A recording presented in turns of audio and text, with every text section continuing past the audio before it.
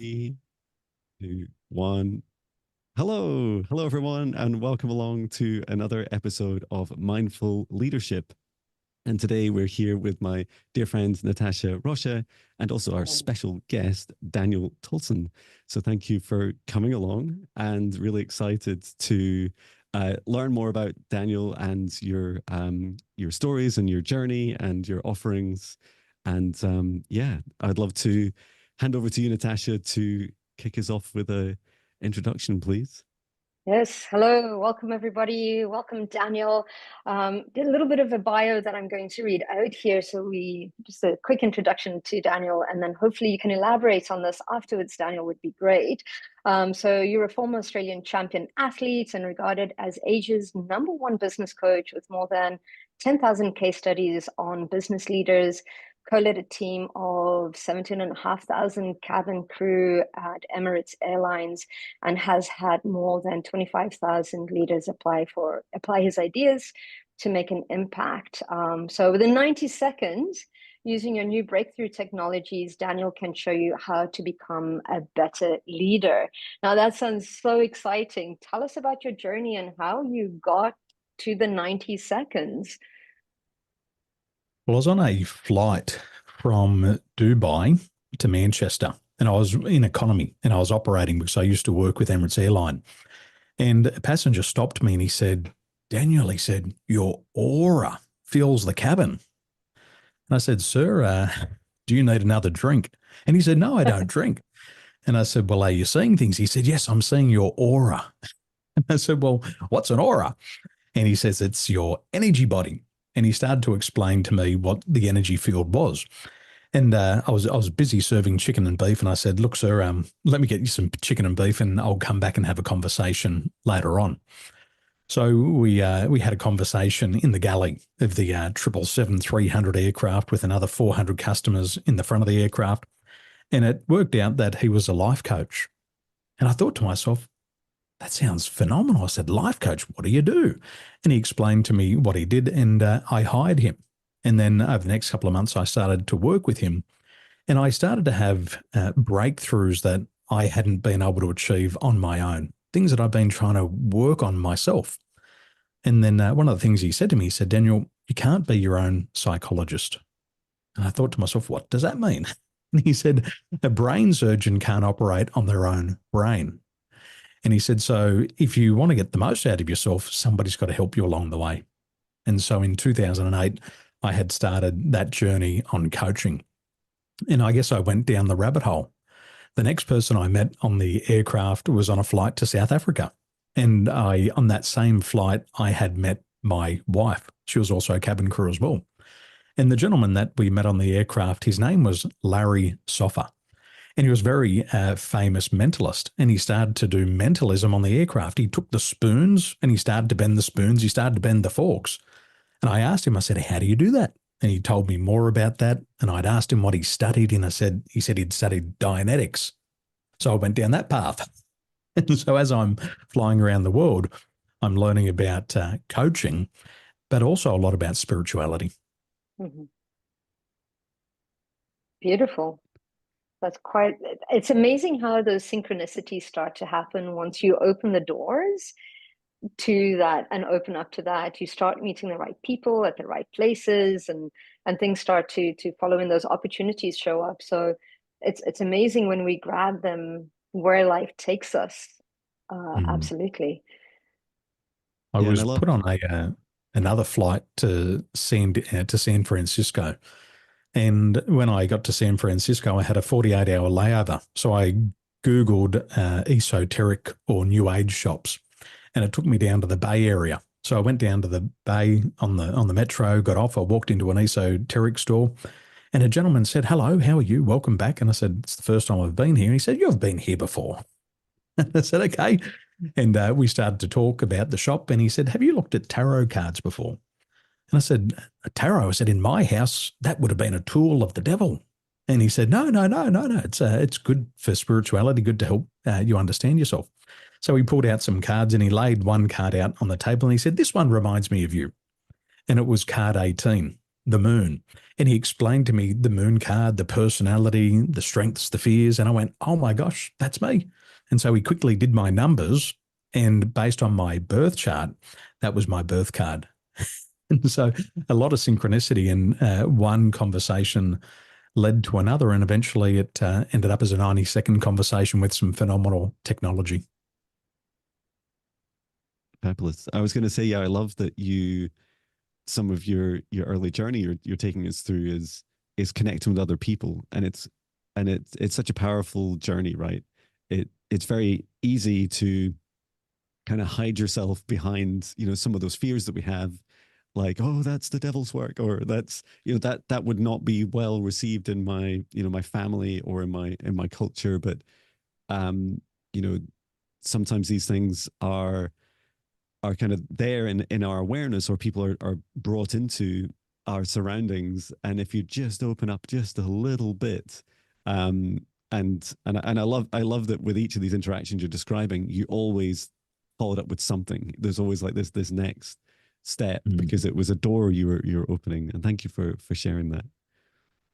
The fascinating thing is, once I opened those doors and shared with the right people what I was doing, it was interesting is that their perceptions had changed over time as well.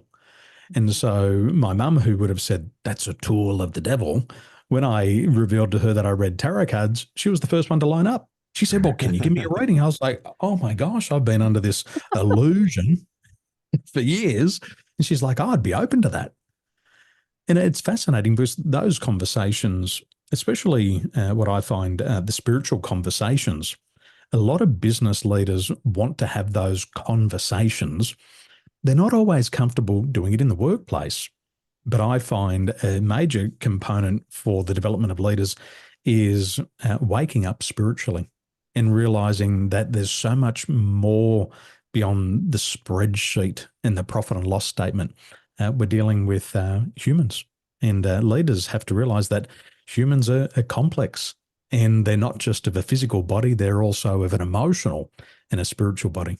And I believe once we start to get the tools to see that in others, it opens up to a new form of leadership that probably was around thousands of years ago, but now I think it's coming back. Absolutely. I was going to ask you, because sometimes it's like we don't even talk about these things, or we never used to 20 years ago in our personal lives, never mind in our business lives, right? That is even held even tighter. So I was going to ask you, how did you approach the business world with these beautiful tools and helping leaders to really become more effective in their organizations, and perhaps even, creating more of a collaborative teams, and once these things are in place, customer service is better and all sorts of things. So how did you approach connecting in and bringing in these tools, these concepts, these ideas into business? When I was working with Emirates Airline, we had a team of 17,500 cabin crew. So I had a playground and a big test zone. And before every flight, what the cabin crew and the flight deck do is they meet in a pre-flight briefing. And you sit down at a table with 17 people that you don't know. And the first thing that the leader does is the leader asks for you to introduce yourself and to introduce your special skill. And the thing that I had always seen, which shocked me, was people didn't know their special skill. And the leader would say, well, John, please introduce yourself. What languages do you speak? What's your special skill? And they'd say, hi, I'm Daniel. I speak 3 languages. And they'd go silent. And then they would drift off into the unknown. And I was thinking, what are they doing? And the more briefings we did, the more I realized that people didn't know their special skills. So the first thing that I did was I would say, my name is Daniel. I'm from Australia. I speak Australian. I don't speak English very well. And my special skill is reading tarot cards. And the most fascinating thing was all eyes would be upon me immediately. And people would go, did you bring them? Can I get a reading? And I thought, wow, this is fascinating. So I started to tell people that I could read tarot cards. And those conversations turned into coaching and counseling conversations on the aircraft. And they would call it jump seat therapy. Eventually, over time, people used to swap onto my flights and they'd say, my friend Ninny flew with you. And she told me that you're a tarot card reader and I could get a reading. So boyfriends and girlfriends, lovers would come along. Even the captains of the aircraft would make a PA for me to come to the flight deck. I'd say, Daniel Tolson, please come to the flight deck. And then they'd call me, I'd say, make sure you bring your tarot cards. So I would be doing these tarot readings at 40,000 feet. We would do them in the galley at 2 o'clock in the morning. Customers would pop their head in the galley and say, what are you doing? And would quickly hide the cards. And I'd say, are you doing tarot readings? And I'd say, yeah, but don't tell the boss. And so the customers would come in. And that's how I started to build a name for myself. And eventually, as I learned more about coaching, I shifted away from tarot and I started to say, I'm a life coach. And I got the exact same response. Can I talk to you? Can you hypnotize me? Can you NLP me? And then that turned into a business. And I recall before I left Emirates Airlines, I'd done more than 500 coaching sessions. One was part of my role, but I started to earn money as a side hustle.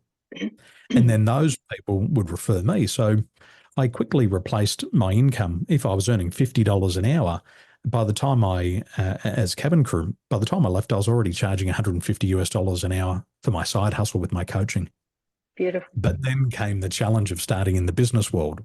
But it wasn't too dissimilar. I just had to announce to people what my special skill was. I said, hey, I've got this special skill. It solves these problems in business. Would you be interested in talking? So it was very similar, but I just had to get myself in a different room. That's beautiful. I love that side of your journey as well, and embracing that passion and purpose. And of course, it's contagious as well, right? When you're doing what you love, it kind of like, expands out to everybody else around you.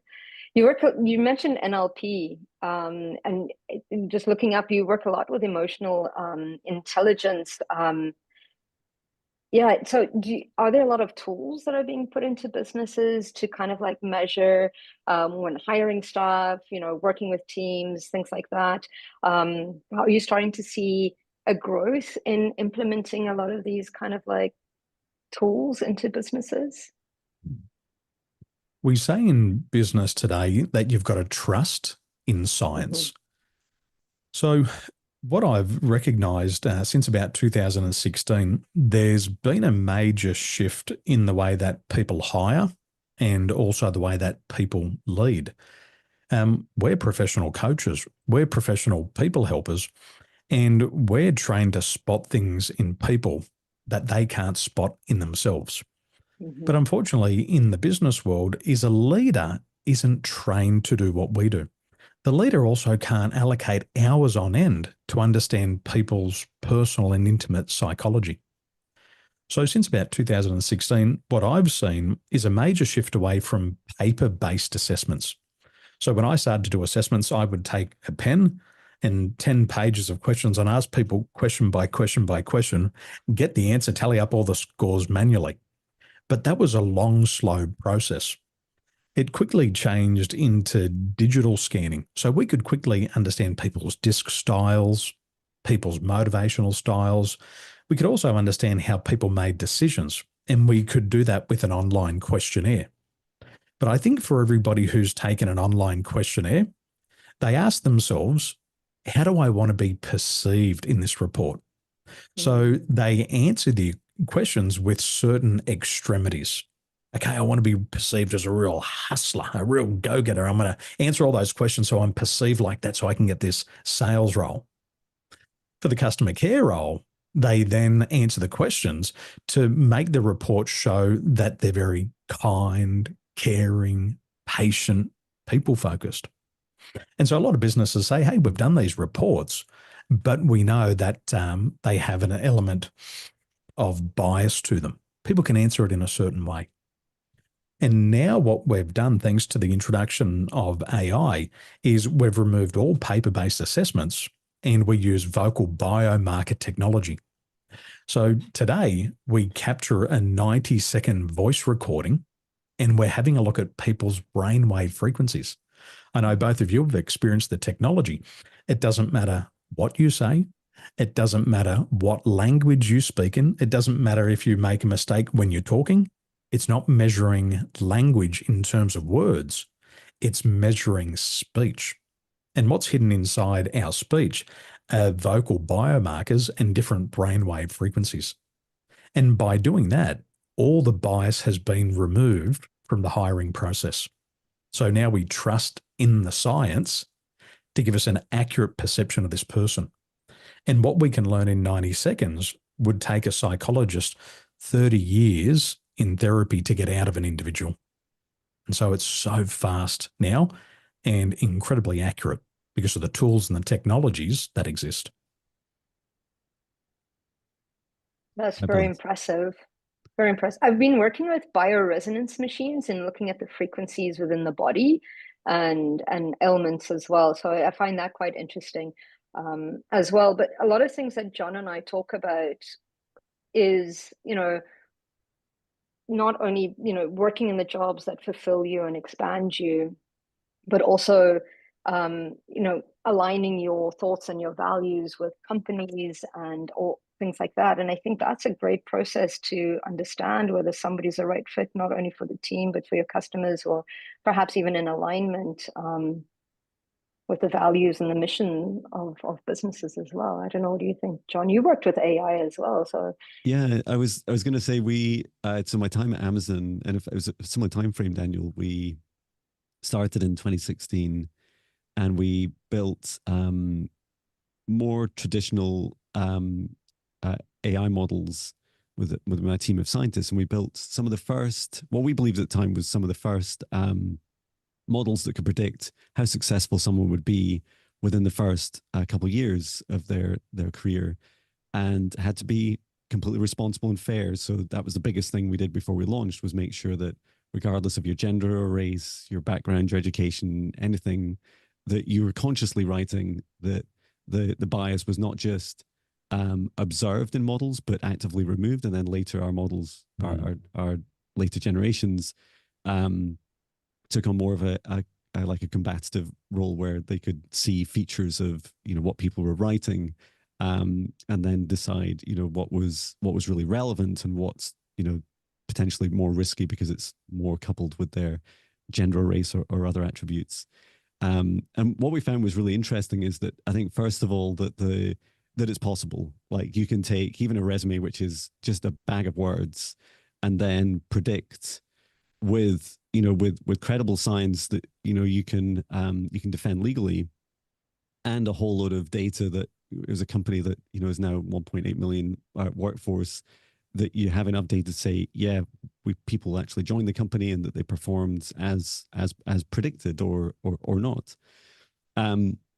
And we did find some really interesting things out about the recruitment process itself. Other than speeding it up, was also that you could predict which jobs people would be more likely to be successful in, and regardless of what they applied for, because when you have, at some of our moments, we had over 150,000 open jobs, and of course, someone's not going to read them all or search for them all.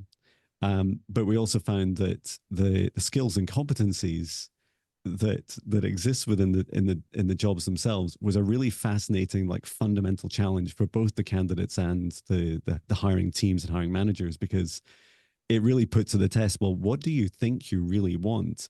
And it's not just like that.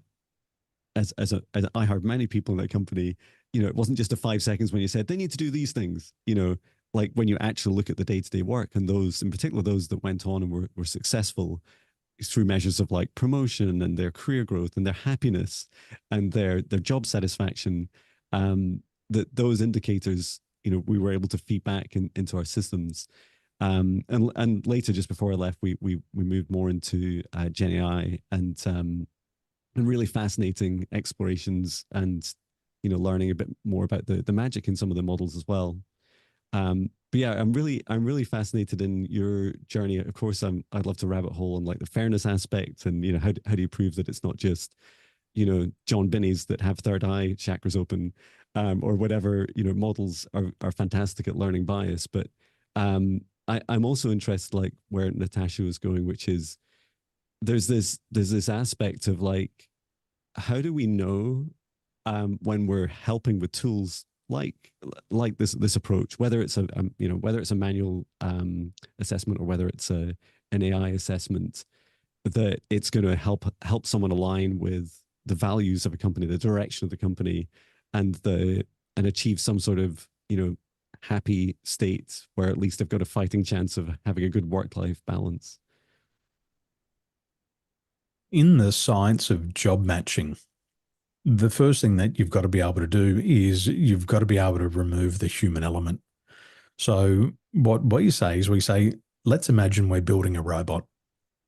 And so we try to, instead of trying to build a role to suit Daniel, we try to build it that a robot could do it. And we step back and we say, what are the values that would drive this robot to act? What would motivate the robot to act? What type of skill set would it need to be able to perform this job at a superior level? We would then look at the behaviors. How would this robot approach problems? Should it be really aggressive? How should it approach people? Should it be charismatic or should it be distrusting? How should it interact with the pace and the consistency of the environment? And there's some jobs that the pace is very predictable. It's the same thing day in, day out. But for other jobs, it works at a really dynamic pace. We were doing some job matching today for a business, and the role is doing a different function every 30 to 45 minutes. How does it deal with policy and compliance? Well, somebody like me, I hate rules. I like to break rules. But there's some roles that I'll just never suit because it doesn't suit my personality. So these are the things that we're looking at. What are the behaviors? We're also looking at critical thinking. And there was a tool that was created, I think in the 60s, and it was called a Hartman Value Profile. And it won a Nobel Prize nomination. And what it did was it mapped out the science of decision-making. And a couple of elements that are hidden within that, how do they interact with people? How do they make decisions about people? For me, I'm very suspicious about people, but I have a high level of clarity around that. So with some of the work that I do, I always approach it very distrustful. I'm not going to trust what anybody says, and they've got to fulfill my 10 times convincer before I believe that this is the truth. Where other people will trust people on blind faith, and that also has its benefits. There's no right or wrong. We also look at how people respond to practical and in-the-moment action. Some people are very pragmatic and they can act right now in the moment, where other people are very systemic. And I've heard Jeff Bezos say before is that on his executive teams, some of these people are making decisions on the quarter that they're going to be operating in 10 years from now. So you want a systemic and a conceptual thinker in that role. And so these are all the different things you'd program into the robot. And then based on that science, you want to then run different types of assessments to make sure people fit. But the human element still has to come out in the hiring process. They say that 80% of hiring decisions are made in the first 5 minutes of meeting somebody before they even assess them. And then there's a small portion of businesses, 5% of business leaders, who make the decision to hire somebody in the first 60 seconds. And it's what we call an affinity bias. So all these factors are playing, we're aware of that. So we try to remove that human element out of it. So when I'm doing hiring for our teams, I never want to meet the individual because I can't be clouded by their personality. I'm just looking at the data, and then other people are doing the human element aspects. And so that's how we tend to do it. And the way that we present it to potential candidates is we say, we're not going to make a decision on this hire today. We want to be happy with the people that we hire, and we want you to be happy with the job that you choose. And I heard, John, you mentioned it before about happiness. You say that to people, we want you to be happy in the role, and they look at you as if you're from another planet. But that's what we all want. We all want peace of mind. And we've got to be able to go through the process unbiased. We have to have a level of transparency. What makes you happy? Is this the right role for you? Self-select. If it's good for you, go for it. But if it's not good for you, like you mentioned there, John, with Amazon, there's 149,990 other jobs available for you to choose. So that's our approach to it. It's heavily based in emotional intelligence, but it requires the leaders to be emotionally intelligent at the start. And I just want to just go back a moment to the mission of a company. Like when you're doing the assessment of someone for a role, more beyond their immediate role or even the kind of mission statement or goals or principles of their team or their boss, but more like the company as a whole.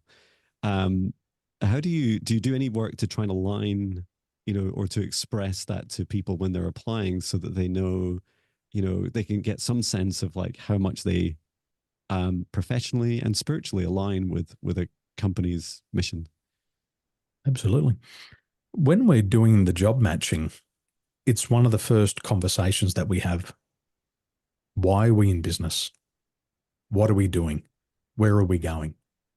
And then there's also a level of transparency through the process, is that we will even show candidates the leaders' psychometric assessments. This is your assessment that you've completed. There's a copy for you, 75 pages of insights. And here's 75 pages of the leader that you'll be working with. Now, depending on the company structure, we will show them the CEO or the business owner's values, what drives them, and we'll say, this is what's important to these different people. Does this align with you? So anything that we ask a potential candidate to go through, everybody else has gone through the process at the start. Mm-hmm. So it is vital. Depending on the candidate, some people are looking at that and they're saying that's really important for me, where other roles, they don't consider it. So I guess for us, it's not a one-size-fits-all approach, but it's always there when it's important for the right people. Makes sense. Very cool. From a spiritual perspective, I have a lot of my clients who would shoot me a CV, and I'd go into the Akashic records to see if there's a business contract with the business and the individual, and kind of like whatever information I get, just to have a look at that. So I find that quite fascinating, that you're already connecting to it from a mental emotional perspective, which is brilliant. And just moving on from what you said in looking at asking people, is this a right fit? It's how do we cultivate that honesty in a sense? A lot of the times when we go for an interview, we're wanting the job, we're wanting to fit in. And to have the strength and the courage to say, well, I don't think I can work with a manager like that. That becomes quite important in creating a safe space or environment to be able to cultivate that and say, you know what, thank you for sharing this with me. I don't think it's a right fit. I don't like to be micromanaged, or I do like to be micromanaged, or whatever it is that comes in. And I think it's of utmost importance in finding the right fit and in alignment. I mean, John and I have spoken about, jobs where you're working shifts. Like, why would you put evening people in on a morning shift? It just wouldn't, just nobody's happy, kind of a thing. So I think it's very important to start matching up those things, and really, really starting to align. And yeah, so how do we foster that? How do we cultivate a culture of emotional intelligence within businesses and leaders, and start bringing in these concepts where it's okay to say, no, this is not okay with me. Claire Graves introduced a model of thinking, and he called it the values levels. And most businesses operate in values level 4, 5, and 6. 6 is more spiritual. 5 is just focused on making money. And 4 is more governmental, where there's a lot of systems and processes. So all Australian businesses operate in values level 4, 5, and 6. However, most people don't understand where their values level thinking is. Okay. So when I first started business, I got advice from a marketer that I should combine my spirituality with my business coaching. And I already had a significant following. Within me, my intuition said, Daniel, don't do it. This is not a good idea. Your customers are very values level 5. They don't care how much pain they have to go through to get the result. They will go through the pain, but they're not coming to business to have a spiritual experience. So I knew it intuitively that it wasn't right for my customer profile back in 2013. And so I launched the campaign. And the first thing that happened was I lost all of my followers, because for them, they didn't want that spiritual aspect in the business. Mm-hmm. So I really should have followed my intuition more and left that to the side. However, it was a conflict for me because here in Taiwan, the first thing that we're going to do is we're going to have a look at your name, and we're going to do the numerology, and we're going to figure out what your date of birth is, and we're going to go to the master, and we're going to do our birth charts. Mm-hmm. And just a couple of years ago, I met a businessman, and I took his name, his date of birth, and I went down to the master, and he said, don't sign a contract with this person. And I didn't sign the contract, and the business didn't go in the direction that he wanted it to. And I would never sign the contract. When I was asked to sign the agreement, I just delay. So with my Taiwan head and heart, totally acceptable here. If I've got to put my Australian head and heart on, asking somebody their date of birth and telling them that you're going to go to the master, there's probably more resistance to it. Mm-hmm. But that's also a conflict, because when I'm meeting my clients and we're working in the space of emotional intelligence, we end up doing a lot of healing type of work. We do regression techniques. And for people who tell me black and blue, they say, Daniel, I do not believe in past lives. Whenever we do regression therapy, they're always the first people to go, oh my gosh, this problem's coming from a past life. So at the surface, for them, it's hard to accept. Once that relationship and rapport's there, they open up to all of those things. So it's, in my opinion, for what I do, it's just a matter of timing. You got to make sure you check in on your intuition and then just test the water as you go. And if they say they're not open to it, that's okay. But just remember, they're not open now. Situations change very quickly.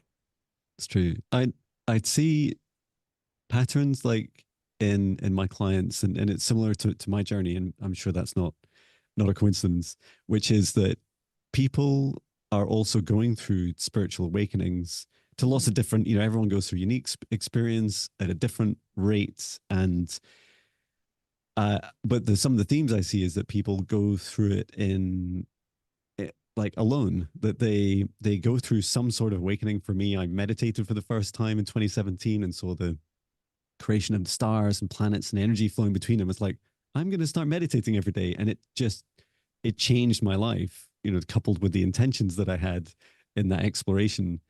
And I found it quite hard in a very large corporate company to bring all the aspects of myself, because some of these new aspects of me were totally new and some were revolutionary in my personality. Some were counter to the previous version of me. I became much more caring about the people as our customers and their lives, and how we affected them with AI in recruitment, which over time became like this fantastic way of allowing my spirituality and my I guess the desire to deliver for customers and the tech geek in me. I felt like those started to really align well. And some of the things I started to do was I would do things like take music into work. I started playing music because I was creating songs every day, and I'd play at almost any opportunity and improvise songs for people. And it was showing people that you can follow your passion, in the workplace. And I also did more latterly over the last year, I did meditations in the workplace, like just getting people from around Europe, and some of them were dialing in from the US, to come together and just spend time, with themselves and really focus on self-care and self-love as a means to driving your productivity and not the other way around. And the pattern I see in my clients is that many of them are in many different jobs from all different backgrounds, which is fantastic. Many different industries, but the similar patterns tend to be, oh, I'm like Neo in the Matrix. Like I woke up in this job, and the first thing I think many people encounter is that challenge of like fears. Like if I tell people that it's tarot cards I like, or I follow, someone on YouTube that I find really inspiring, or I meditate a lot, or whatever the aspects is that are growing within them about spirituality, it can be a real challenge for them to integrate into business. And I feel like that's one of the missions that Natasha and I came together for, was that we see a world where we don't all have to drop out of our businesses to just then run businesses doing spiritual work alone. That actually we would love to help businesses themselves and the leaders change to be more supportive, and not just supportive in that, like, oh, isn't that nice, John? You do psychic readings for people and energy healing. It's more like, well, what does that mean? Like your superpowers have changed and you've evolved new ones. And how does that help your customers in this company? And going through all those same things, that you're discussing, Daniel, about, is this the right fit for you? Like, where would you be best placed? And I also saw that in my role. My role started to change before I left the company, that it was gearing towards my other superpowers. And I love that it's a fantastic way of allowing yourself and like the highest aspects of yourself and the universe to like guide you. If you're growing your superpowers and experiencing these new things, it's a great way forwards. But coming back to my question is, what's your advice for people, for companies, for leaders, when people go through these changes in their lives, these awakenings spiritually, and how can the business best support people? I think you've got to be able to share that superpower at the start. And when I was with Emirates Airline, I remember we did a briefing and we were doing a very long flight. So we were departing from Dubai to Beijing, and the captains joined the crew briefing, and they heard that I did NLP in hypnosis. And it was just, people would call it rare that they were there, but there's always a reason why they're there. We got onto the aircraft in Dubai. We were loading the customers, and then the air bridge automatically adjusted, and it dropped about 6 inches. Now, for people who have already got anxiety or feeling anxious about flying, that can give you an instant trauma. The heart and the bowels all drop. And one lady went into a panic attack on the air bridge. And the air bridge is like no man's land. You've left the country and you're almost onto the aircraft, but you're stuck in the middle. And they were having problems getting the lady back into the airport because she said, I'm not moving, because if this air bridge moves again, I'm going to go into another panic attack. And we couldn't get her on the aircraft. Now, what people don't know is that these big aircrafts in these international airports, if your flight is delayed, the fine is $2,000 every minute that aircraft is delayed. So if you're trying to get somebody onto the aircraft and it's taking you 10 minutes, that's a $20,000 cost. So I got a call from the captain. He said, Daniel, you're the expert NLP hypnosis. Can you come and help this lady? I went up past business class, got into first class, walked out onto the air bridge, and I just sat down with the lady on the air bridge. I was in my uniform. We both sat there. I had a talk to her, gave her some ideas of what could be possible for her. And then after a few minutes, we walked onto the aircraft together. I walked her all the way back to economy, and we got that aircraft off the gate within 15 minutes. But as a leader, I had to let everybody know what my special skill was. I had to have no embarrassment or shame about what it was, because if I didn't speak up, nobody else would. So as leaders, we've got to elicit these special skills. And you'd be surprised what skills people have. I used to fly with cabin crew who were lawyers, who were trained doctors, who were surgeons. And you're thinking to yourself, you've got these beautiful certificates and you're here serving chicken and beef. They said, yeah, I just wanted to come and explore the world. So we've got to figure it out. We've also got to make sure, John, and you're really bringing the point up, is people don't want to be criticized. People fear judgment. And the job of a leader is to create what psychologists call is an unconditional positive regard. It's that safe space. It's that environment where people can share any thought, any idea without criticism. And the job of the leader is to create that safe space so people can say, this is my special skill. And then the leader should also be asking the individual, how would you like to use that in our business? How would you like to use it? And then find a way together. And I believe if we take that approach, then people are more likely to speak up and share their superpower. Fabulous. Yeah, that's beautiful. Yeah, absolutely. Especially because when you go through that awakening phase, you're, like you say, you're so afraid of that criticism. And I know that when I went through it and I decided to move from that corporate into more of kind of like a spiritual support role, I did speak to my husband at the time, and I said to him, we might lose friends because of this.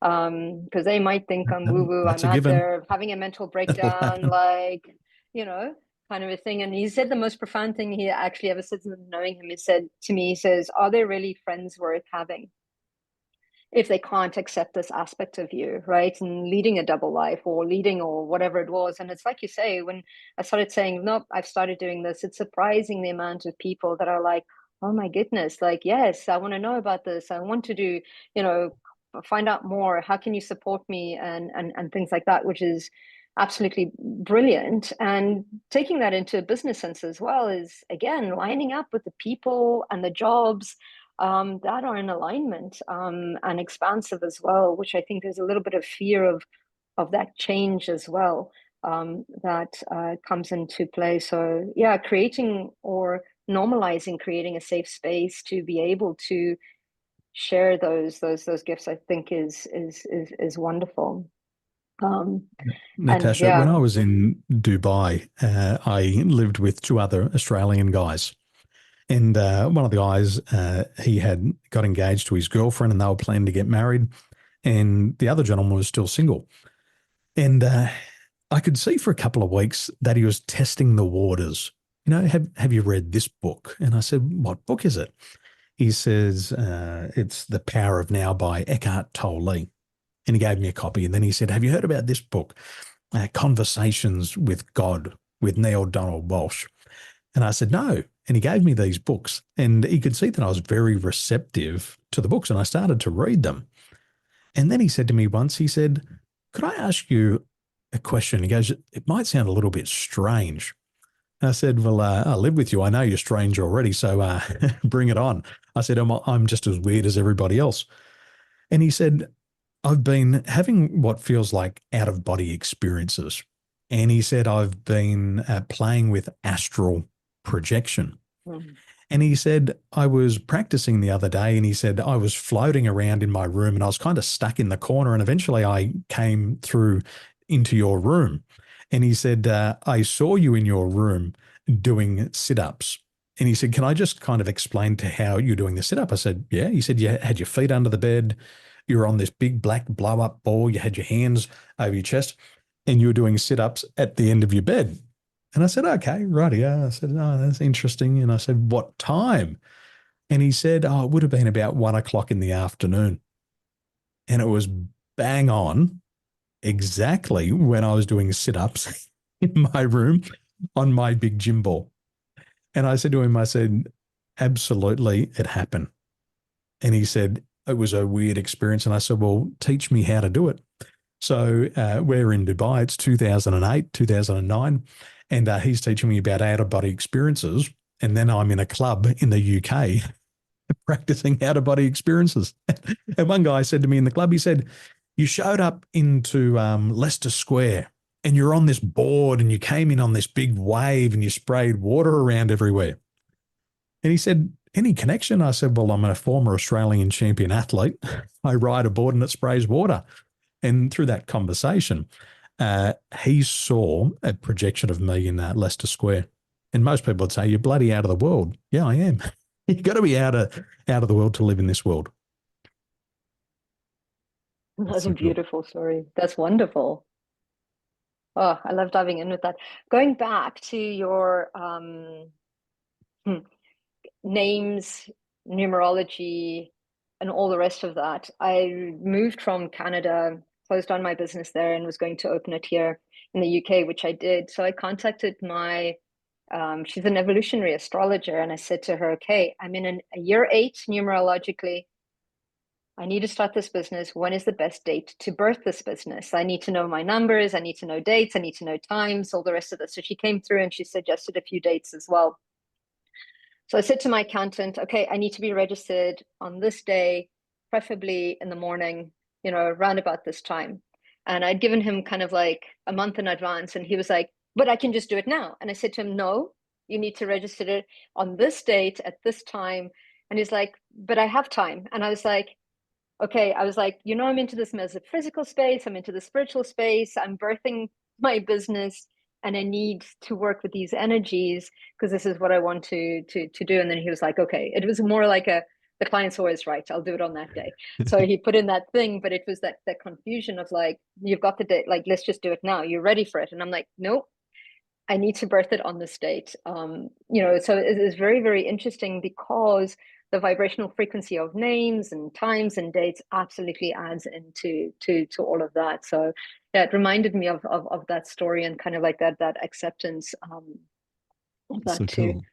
Yeah. I just realized today I was passing my old home that the number of the house was 22, and I remember when I bought the house, looking up the number, and it's like, oh, I think that's to do with some sort of change. I wonder what change will happen. And then just a few months later, I went through a spiritual awakening, and then I left the home in 2022 on the 2nd of September, and I was like, wow. And I think that's like, isn't that like a couple of years ago? It's coming up for that, and it's like, this is wow. Those numbers like were really real. Like they did definitely give me patterns. And sometimes, like, especially when it's your house number and it's staring at you every day, multiple times every day, I'd look at the 22 in and out of the house. Yeah, now you're making me think, Natasha, like, oh, I just picked the day after my contract ended with my last company to register my new company. But I did talk to my spirit guides about the name, and I spent a lot of time chatting about that, and that was really, really helpful. And I just asked, what's my superpower? And they said it's your heart. So it's like, oh, heart-centered. That's what I want my business to be. In Taiwan, when we choose a name for our children, we always consult the master. And they'll look at my name, they'll look at my wife's name, they'll look at possible time and date of birth, as Natasha was mentioning, and then they're going to craft the characters. How many strokes does the first name have? Okay. How many strokes for the second? How many strokes for the third? And then as they do the birth chart, they also make significant predictions about the health and the dangers and the opportunities for the child.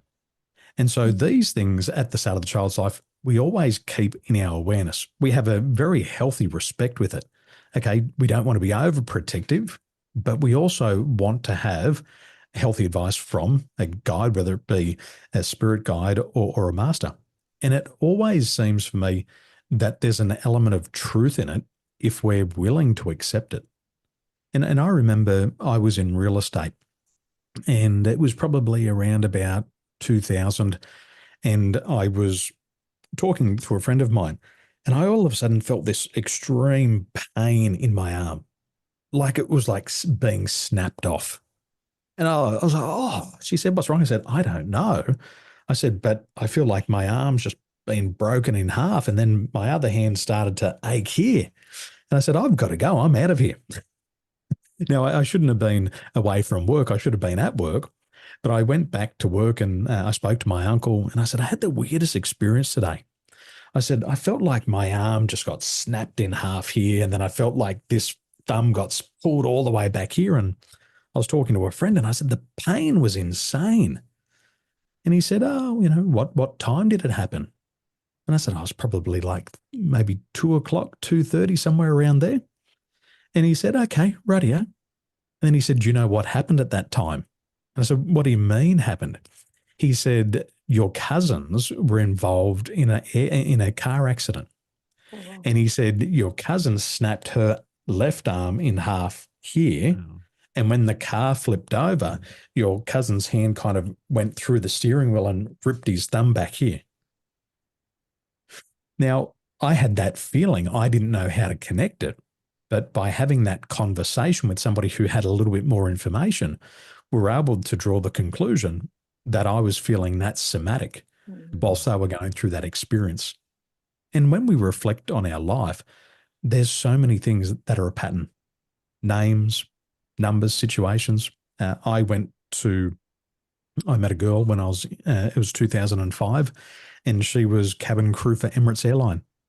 Fell in love with her, traveled the world with her, and I ended up in Dubai. And I went and stayed in her apartment, which was called Yellow Building. The relationship didn't go in the right direction. We went in different directions, and I ended up starting to work with the company. In 2009, I was on a flight from Dubai to Johannesburg, and there was a beautiful Taiwanese young woman on the flight, and I said, hello, how are you? And got talking to her, and I ended up dating her, getting engaged, and she lived in the exact same apartment building, working for the exact same company as my former girlfriend. And so what I say to people is I have a laugh and say, I was just in the wrong apartment. I was there a couple of years early and in the wrong apartment. And people say that's coincidence. No, it's not. There's a master plan in place. And I was just too early to see it. But when you connect the dots, okay, that was meant to happen. Absolutely. Absolutely. Don't believe in accidents either. Everything's in alignment. Everything's happening for a reason. Yeah, no, it's beautiful. My wife, Natasha, we started to date. We met on a flight to Johannesburg. And so we started to date in 2009, and she was really dissatisfied with her job. She was having heart problems. She was taking sleeping pills, and it was the wrong job for her. And she knew it. And she said, you know what? I need to quit this job. And I said, well, quit. She says, but I don't know what I'm going to do next. And I said, well, just quit, get your health, and then decide. She said, no. And I said, well, what do you want to do? She said, I want to get a job where I get paid to do nothing. And I said, well, I don't think many of those exist. There's only one job that I know that you get paid to do nothing. And she said, oh, I'll just keep working. She kept working, kept getting sicker, losing her health. And one morning at 4 a.m., I got a telephone call from my duty controller. And I used to be in peer support and critical incident stress management. So if there was an accident on an aircraft, they would call me and my team and would go out and do counselling.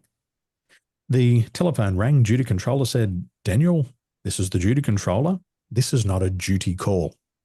So 4 o'clock in the morning, what is it? He said, it's your fiance.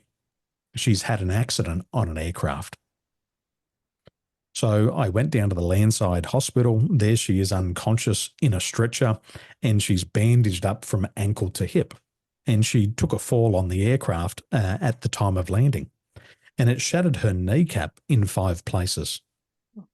The surgeon said, we need to remove the kneecap immediately.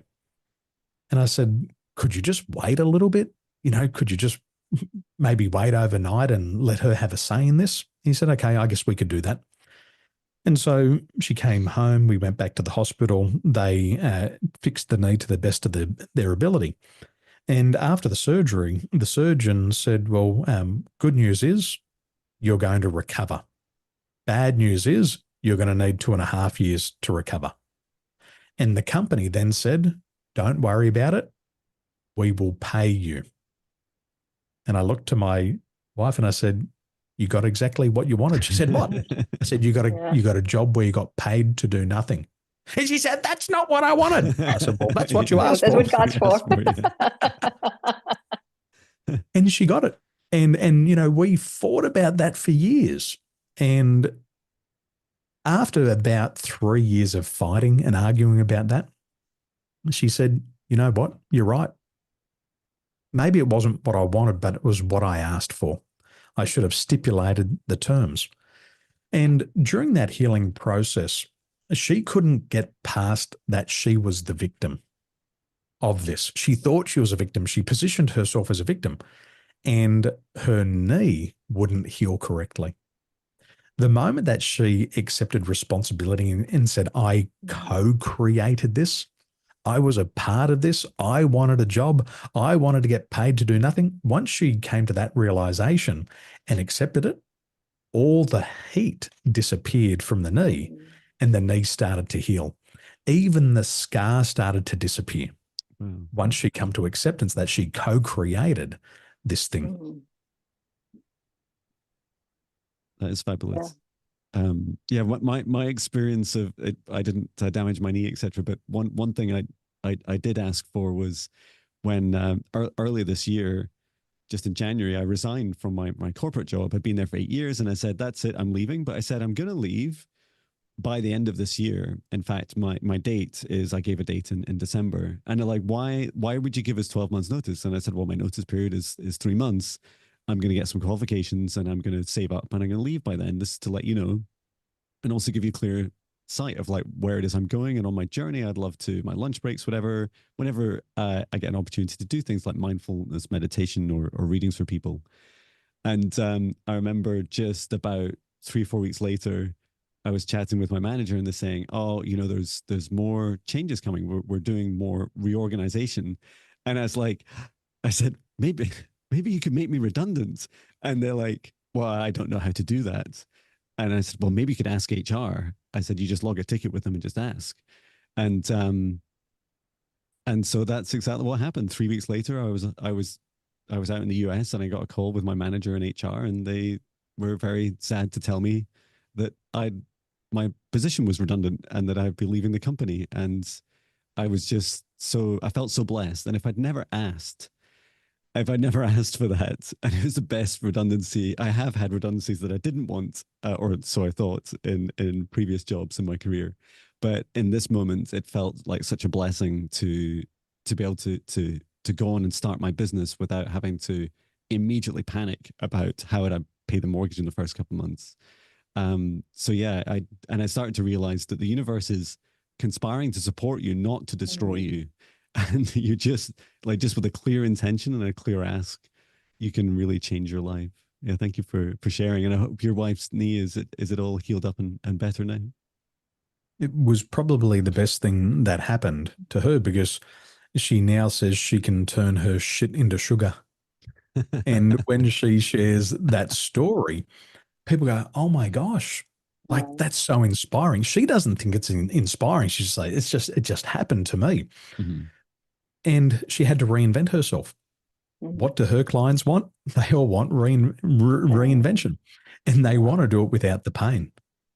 So I believe that even in our field, we can definitely profit from our pain. And I've been saying that to my clients for a long time. You paid a big price for your pain. Now you got to get a return on the investment. I remember I went through 2 major knee reconstructions, and a lot of what I went through was, yes, physically painful, but I also learned a lot about resilience. What do I specialize in? Emotional intelligence. What's a major component? Resilience. Hey, here's a story. This is what didn't work for me. This is what works for me now and what could work for you. So I'm always sharing lessons based on those things. And for coaches and healers, my belief is that a lot of us get into this field because we first experienced the field because we had a pain that we wanted to break through or a goal that we wanted to achieve. And we've drunk from the cup and we say, hey, it's good. Have some of this. There's a better way. And for me, I remember when I had my first knee injury, a couple of years before, my brother had torn his ACL, and he got this beautiful CTI knee brace, and he looked like RoboCop. And he would be out there riding, and I'd go, gee, that knee brace looks really cool. I'd love to have one of those. 6 months later, there I snapped my PCL back on the water. 9 months later, what do I have? I got the same knee brace. And then I did it again, and I got to wear two.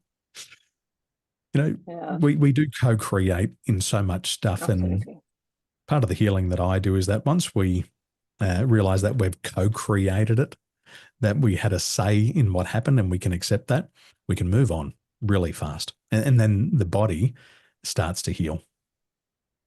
I absolutely agree. I very much similar journey to your wife. I didn't get quite as injured as she did, but I broke my leg in 5 places playing bottom of the league, mom and pops, non-competitive softball. When I realized I was competitive, it was that aspect of taking that time, that 6 months to take care, and it gave you that 6 months to really start to think about who am I, why am I here, what do I want to do, and absolutely helping people in moving forward. And it's amazing how we all have that physical, well, a lot of the times, John, you were quite open to kind of like being like, no, I'm not going to physically, the body isn't going to, like the body starts to tell us, hey, this is too much. Hey, you're unhappy. Hey, and we're so resilient that we continue to push through that. We can, next week, next month, it will get better. Next position, new job, same position. And the body eventually goes, I'm done. You're done. We're going to sit down. And it's because we're not listening to our soul, because we're not, and we co-create that. And I think from that experience, I started to learn in how does this work for me? What is the bigger picture? What am I supposed to be here to learn? And I think that's what's been happening in looking at, okay, a lot of my clients can tend to get to me and they're like, I can't believe this is happening. This is the worst time possible. And it's just like, no, how is this working for you? Like, let's have a look at this, right? I had a client of mine, we're just about to get a mortgage, everything's going through, and it fell through. And she's like, well, what am I going to do? I'm like, just trust, you're co-creating this. She ended up getting another lending company, got a better rate, and it delayed things. I was like, see, it's all working for us. Just look at it. What are the lessons? How is it working for us? Like, let's really look at things from a different perspective. And I found that very interesting. But I'm very similar. I resonate with your wife quite a bit in in what she experienced. The power of the word is creative. And then the emotion accelerates that process. And I was working with a businessman, and the language that he used, you'd say, this work is neck-breaking work. And he'd physically put his hand up here and he'd stretch his neck. And he'd repeat that over and over and again. He'd go to work. He hated the people that he worked with. It was back-breaking work. It was neck-breaking work. He was sick. He was tired. And this job was going to break his neck. And he kept doing that. And he did it for more than 6 months. And then one day he was driving home in his truck and he had a car accident. He didn't have his seatbelt on. He went halfway out the front window. He broke his neck and he broke his back. And he never had to go back to that job ever again. Wow. And I said to him, why don't you just use that process to help you instead of hurt you? And he said, that's why I'm speaking to you. And so many of us do it. We speak something, and at the start there's no emotion, but that emotional intensity increases and it starts to accelerate. But we always get what we ask for, and we're just got to be careful of that speech. I like to say to my clients, say it how you want it. And this is a problem with our culture. The culture in the UK, how's the weather? Not bad, could be worse. How are the kids? Well, they're not in jail. How's business? Well, I ain't bankrupt. You told me all the things that you don't want. You told me all the things that aren't happening.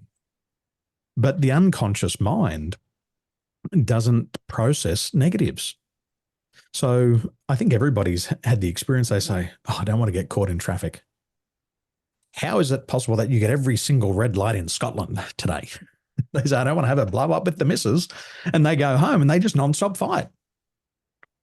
See, the unconscious mind, it doesn't process that negative. So if you say, I don't want to have a fight with the missus, it just hears, I want to have a fight with the missus. Okay, if that's what you want, we'll give it to you. And we've got to gain that awareness, and that's the first pillar of emotional intelligence is self-awareness. Yeah. If we can't name it, we can't tame it. I love that our words do have magic. Like they definitely create our reality.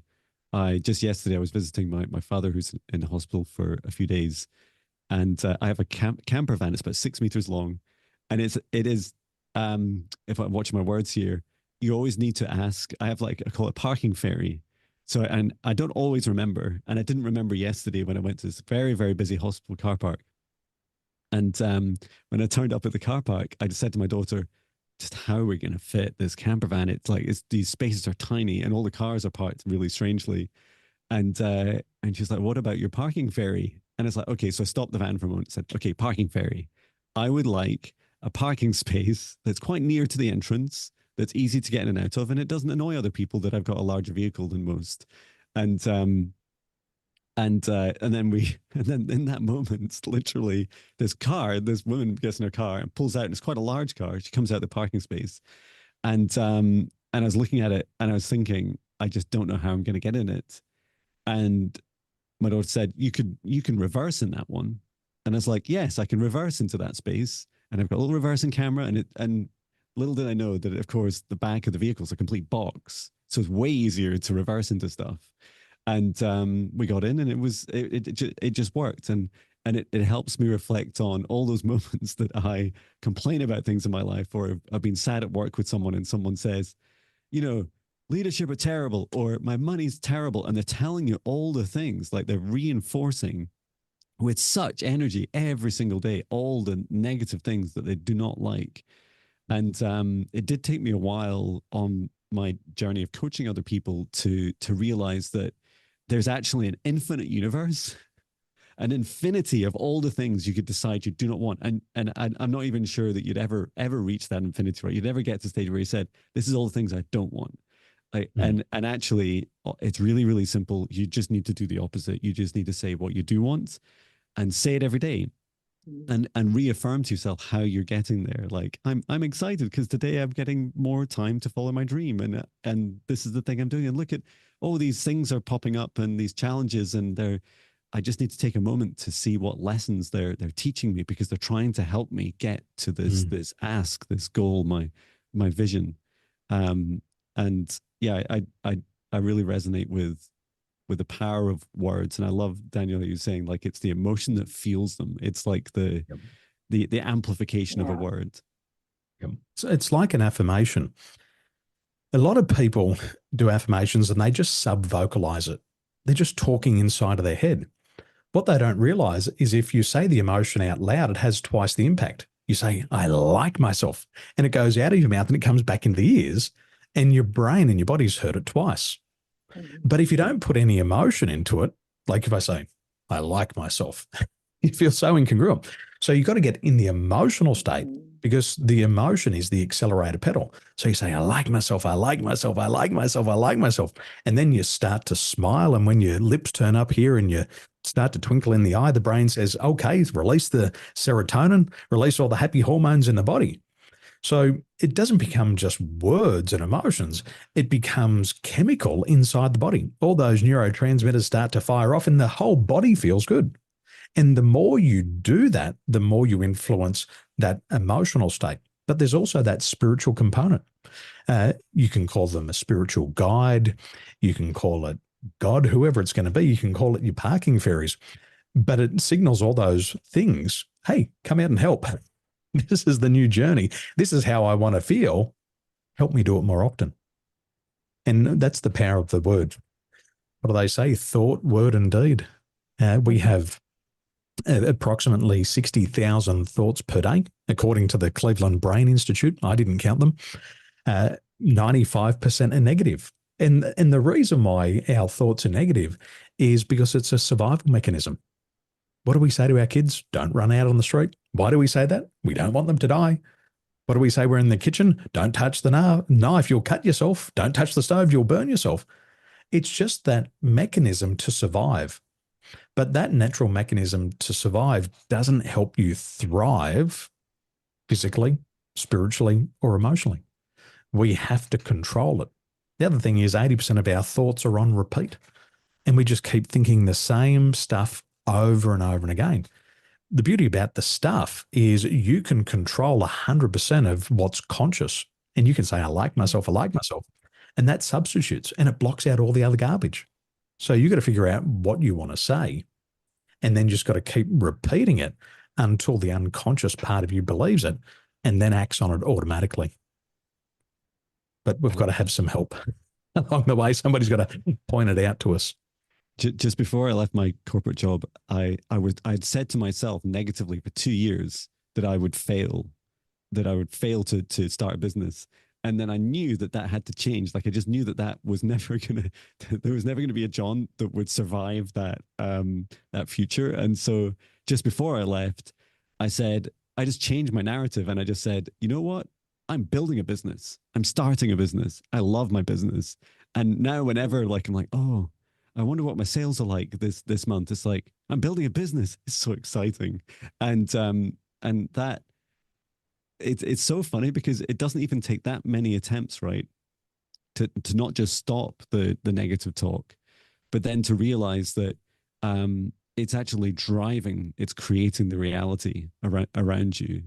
And and everyone feels it too, right? They're like, they're not just feeling sorry for you all the time. They're actually they're admiring your success, and you're becoming so much more. And I love what you're saying, Daniel. Like you're so much more attracted to yourself. Like you're saying, like I love myself, and it's such a huge thing for us in our work and the rest of our lives.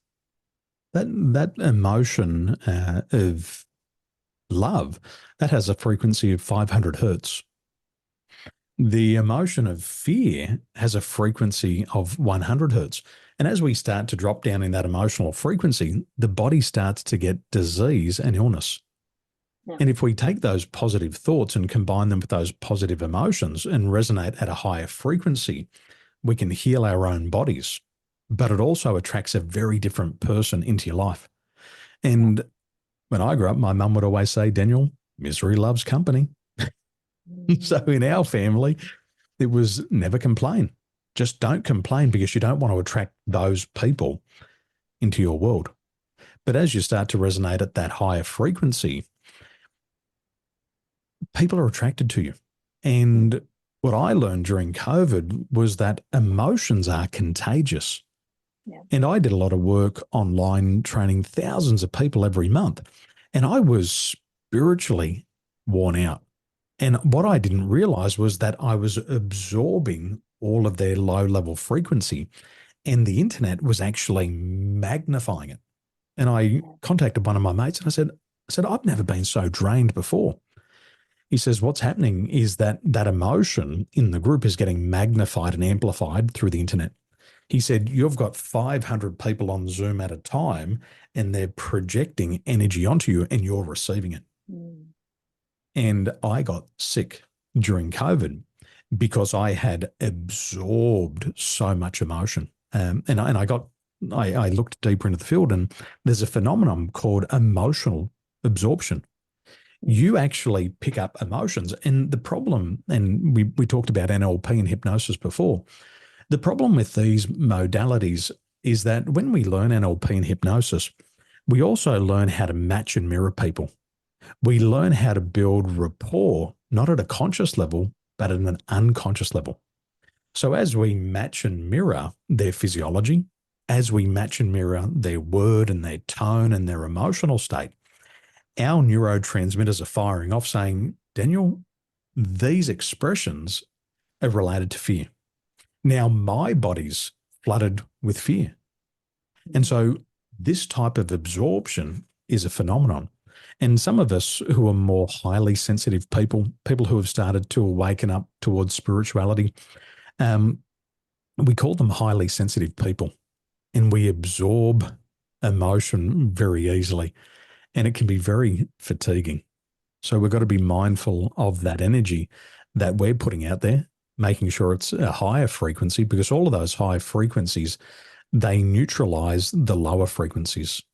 You know, emotions like shame are all the way down there to about 30 hertz. Illness and disease activates in the body at around about 52 megahertz. But if we have that higher frequency, you look at optimistic people who operate at a higher frequency, very rarely sick, excellent health. Yeah, absolutely. Oh, I think we could talk to you all day, Daniel. Tell us, where can we find you? How, if anybody wanted to look you up or do some coaching with you, how do people find you? Go to my website, danieltolson.com. There's a ton of resources there. And if you want to experience our technology, up in the right-hand side, it says Mind Report Free. It'll take you 90 seconds and it will reveal to you your stress type, your personality, and we'll also have a look at the energy in the 7 energy centers of your body. And it will give you breakthroughs that you just can't achieve on your own. Beautiful. Thank you so much. Shall we jump into meditation? I'm ready. Yeah, I know we're running a little bit over time, so I was like, oh, I'd love to talk to you all day. Shall I do a quick meditation, John, or do you want to? Yeah, please go ahead. Okay. So let's close our eyes. Let's take a couple of deep breaths. Breathing in through our nose and out through our mouths. And as we exhale, let's release any tension, stress, or negativity that we're holding on to within our bodies.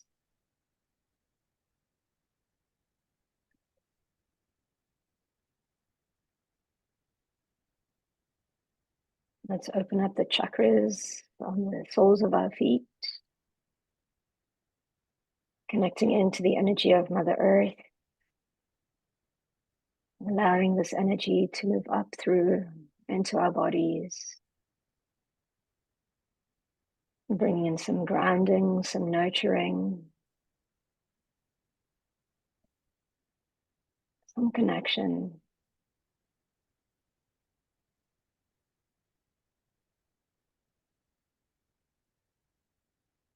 And let's imagine that we've got a golden light coming in from above,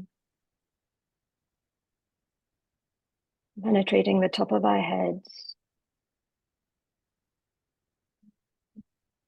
moving down our spine, clearing out our energy centers, our chakras, our meridians, releasing any lower vibrational frequencies when it no longer serves us.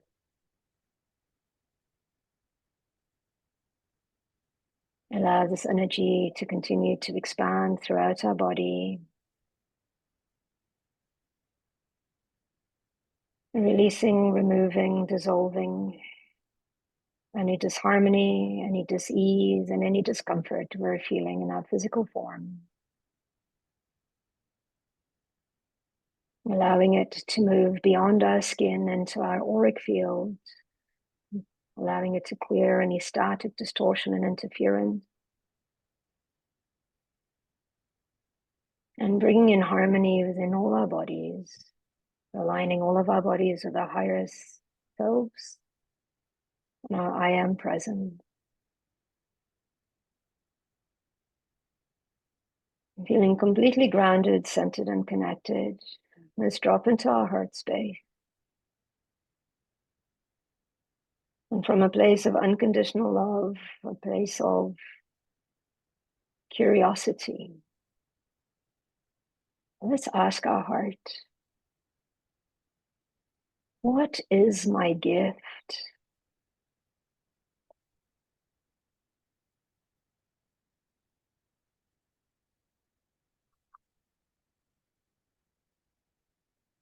What is my superpower?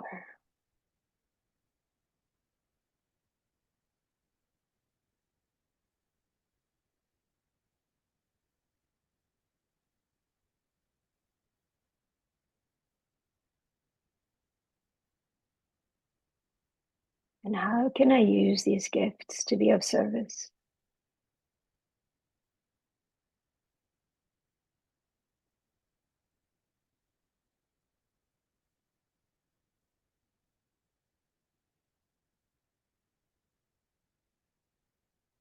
Breathe that in Accept this, expand and get curious about how you could expand on these gifts and how you could share them with the world.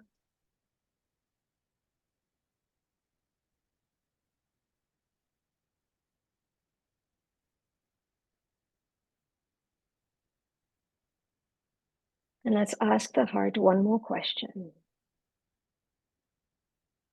What is one thing I can do today to express this gift or this superpower?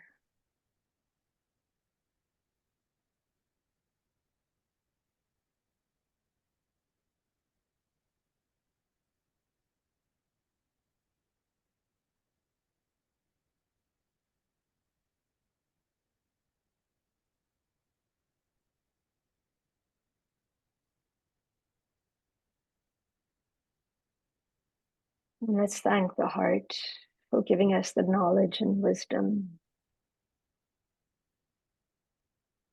And let's breathe that in once more. Coming back to the here and now. Journal the knowledge, the wisdom that you've experienced. And let's take action to bring that gift, that superpower into the world. And when you are ready, you can open your eyes.